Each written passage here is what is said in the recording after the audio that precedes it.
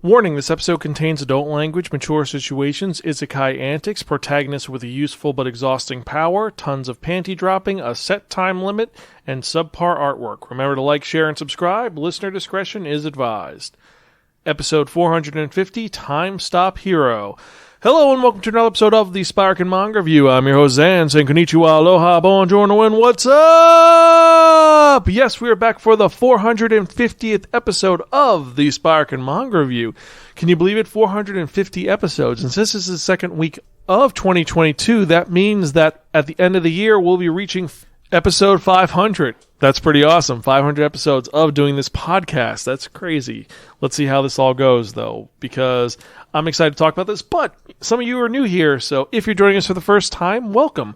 Spiraken, or some podcasts and vague reviews about connectly enhanced narratives, is a geeky podcast where we talk about various nerdy subjects. Since this is the manga review, obviously we talk about manga. I tell you the art style is, the overarching plot, the characters, the design quality, the production quality of the manga, and most importantly, if it's worth investing your time in or not. You don't have to agree with anything that I or my co-hosts say, but we try to be educational, enlightening, exciting, and most importantly, entertaining. You can check out any of our earlier episodes and other podcasts at www.spiraken.com. We're also on Facebook, Twitter, Instagram, Spotify, YouTube, Stitcher, Pandora, and various other social media sites. Just type in SPIRAKN in the search bar, and I guarantee you'll find us one way or the other. If you have any questions or comments or concerns, you can email me personally at Zan, that's XAN, @spiraken.com. And if you like what we do, you can support our Patreon at patreon.com/Spiraken to help us create more fun content for you to enjoy. There are 4 tiers that you can choose from with tons of rewards for the tier that you're looking for, from something as simple as deleted episodes, extended episodes, videos, and most importantly, the ability to choose what mangas I review in the next episode. But for that, check out our Patreon. So anyway, let's actually get to it, because if you remember from the last episode, I spun that only, The Wheel of Manga, and it took turn to be there reviewing a manga that was written by Yasunori Mitsunaga. This is published by Kodansha, but released over here by 7 Seas Entertainment. It is a shonen series that originally ran in 2019, still coming out now. There are 7 volumes of the series, and it is a fantasy isekai shonen action adventure that is known in Japan as Jikan Tensei Yusha, or as we know over here, Time Stop Hero.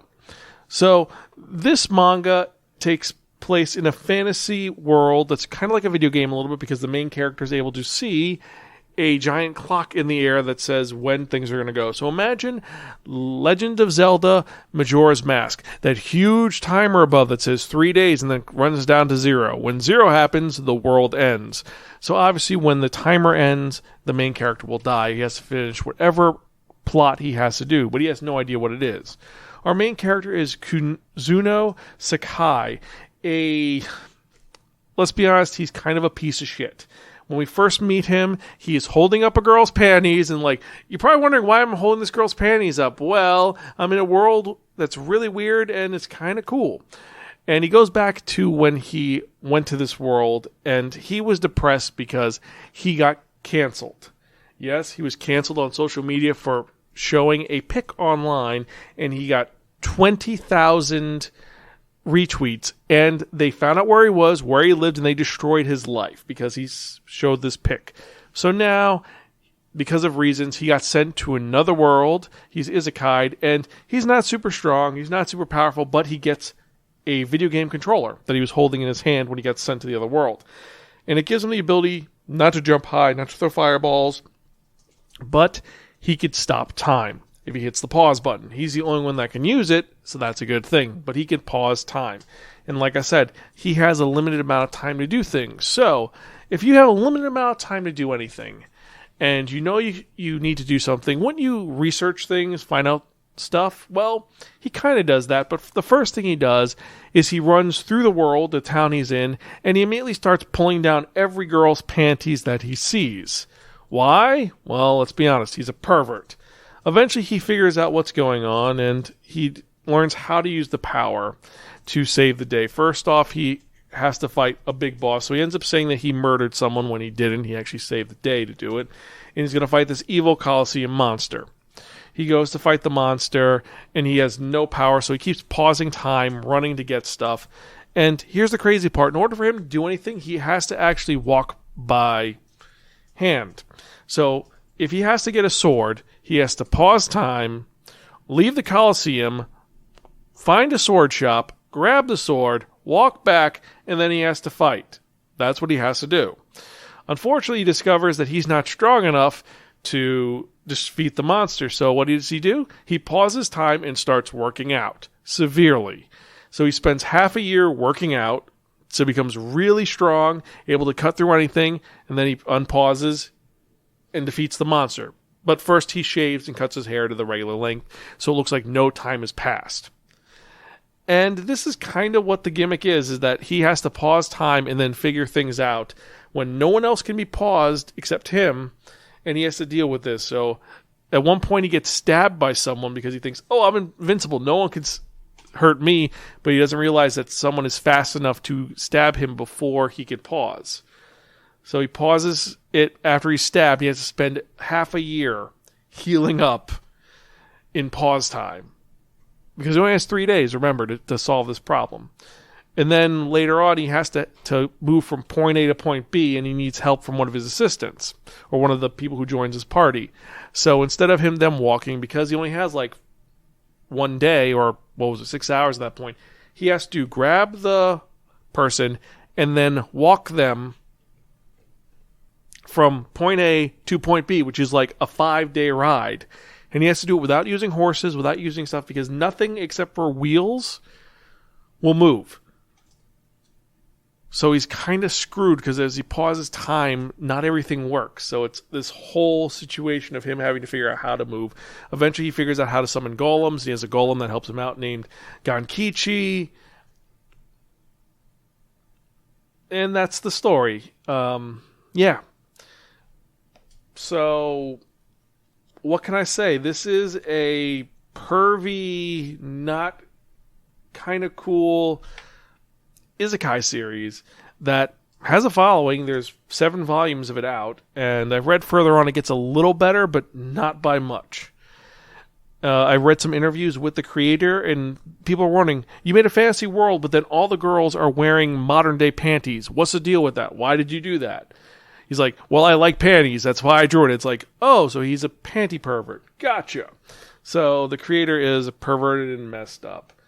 And while Kazuno has some redeeming qualities, there's not many. I don't like him as a character. I am kind of happy he gets his comeuppance with stupid things like he has to work to get his ability. It's not, I'm omnipotent, I don't need any help, I've earned everything because of video game logic. No, it's he has to learn things. He has to study, he has to learn, and when he thinks he's awesome, he gets knocked down. On the same token, though, he's able to do really reprehensible things and get away with it. I mean, there's one character, Fury, who is this dark elf that he helps because first he thinks she's the big bad. Turns out she's not, and he has to save her life by purchasing her as a slave. Yeah, go figure. He doesn't do anything, thankfully, but he does, like... She's able to tell that he messes with her when she's frozen. He's like, you did something. I know you did. He's like, she can sense it. She knows. But it's Kazuno, Fury, Gankichi the Golem, and then their friend Nina, who is this thief, who's the first person that shows up. She's someone who he helps show how to escape from a prison. And it's them trying to stop this timer in the sky that only he could see. The crazy part is he can only see the timer, but when he saves the day and solves the quest, fireworks show up that everyone can see, and they say, oh, it's the god's blessing that appears in the sky. He knows they're fireworks, but that's what it is. I read a little further ahead, and it gets to a point when he defeats a big bad by essentially touching them inappropriately, and that's when I was like, yeah, this is a garbage series. It's like, you could say, yeah, he's a guy who does this, and yeah, it doesn't matter. Kazuno is a garbage character. He has virtually no redeeming qualities, and while there's some elements I like more than how I was reborn as a space mercenary, the fact that it has that kind of reprehensibleness and just makes me give Time Stop Hero take it to Purified and burn it. This is a shit series. I thought it would have gotten better, but no. It's... The guy made it because he likes panties, and he really just... No. I've read so many other isekais that are so much better than this. This is just trash. It really is. I want to be like, yeah, it was good. The art was great. And I was like, it doesn't matter if the art was okay. It's not right the way this was done. It's just, it's not right. It's you can't defend it. You can't. I mean, is it as bad as redo of Healer? No, nothing's as bad as redo of Healer because that's just wrong, but it's on that path. It's getting there. It's not rapey, but it's right on the edge of rapey, and it doesn't excuse it for what it is. So, yeah, this is a garbage series. I'd say stay the hell away from it. The reason why I was sold was because boobs. But, yeah, stay the hell away from it. Not worth reading. That's my opinion on it, and if you disagree with me, you could email me, zan@spiraken.com, tell me why you think that this is not a reprehensible series. More importantly, tell me why it's not a garbage series, but I digress. So let's actually get to the manga releases for the week. This is for January 11th, 2022. We have 25 new titles, starting off with Case Closed Volume 81. Yeah, 81 titles of Case Closed. Crazy, right? You had Daily Report About My Witch Senpai Volume 1. Didn't I Say to Make My Abilities Average in the Next Life, the light novel Volume 14. Does a Hot Elf Live Next Door to You Volume 3. Fly Me to the Moon Volume 9. Frieren Beyond Journey's End Volume 2. Kuma Kuma Kuma Bear, the manga Volume 6. Level 1 Demon Lord and One Room Hero Volume 3. Mao Volume 3. My Status as an Assassin obviously exceeds the heroes, light novel Volume 3. No Matter What You Say, Furry-san is Scary Volume 2. Pandora in the Crimson Shell, Ghost Urn Volume 15. Persona 5 Volume 8, the manga. Pokemon Adventures XY Volume 1, Pokemon Sun and Moon Volume 12, Reborn as a Space Mercenary, I Woke Up Piloting the Strongest Spaceship, light novel Volume 3, Reincarnated as a Sword, the manga Volume 8, Rent a Really Shy Girlfriend Volume 2, Shikimori's Not Just a Cutie Volume 8, Star Wars Tribute to Star Wars, Superheroes Volume 5, The Most Notorious Talker Runs the Greatest Clan, light novel Volume 2, The NPCs in This Village Sim Game Must Be Real, light novel Volume 2 and manga Volume 2. Trapped in a Dating Sim, The World of Otome Games is Tough for Mobs, the manga Volume 3. And those are our manga releases for the week. And for me personally, the ones I'm excited for are The Most Notorious Talker Runs the World's Greatest Clan, Star Wars Tribute to Star Wars, Rent a Really Shy Girlfriend, No Matter What You Say, Furry-san is Scary, My Status as an Assassin, and Frieren Beyond Journey's End and Fly Me to the Moon. Those are the ones I'm excited for. Which ones are you excited for? Think you're good? Let me know. Email me, zan@spiraken.com. And as usual, always, thank you guys so much for listening to the podcast and sticking around. I appreciate it so much. I wouldn't have made 450 episodes without all of you. And I'm going to keep going as long as I can until I'm an old man who has to use a magnifying glass to read manga or read it in very large print. And with that in mind, let's get to the part you've all been waiting for. And what am I talking about? I'm talking about that one, that only, the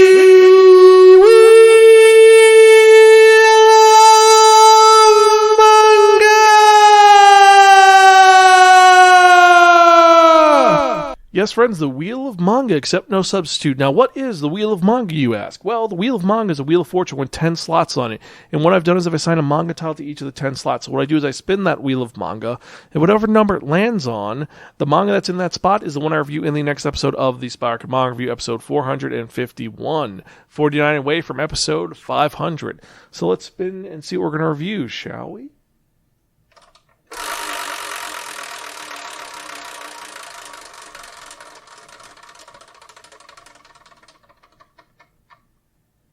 Number 8.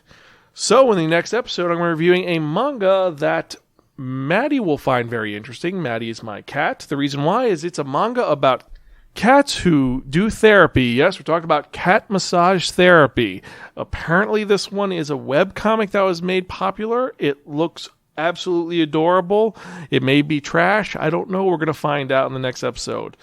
Well, I think that's it for this episode. If you want to check out any of our other podcasts, remember you can look at www.spiraken.com. Remember to like, share, and subscribe. As usual, I'm your host, Zan. I'm Gonzville. I'll catch you guys next time, and keep reading manga. See you later.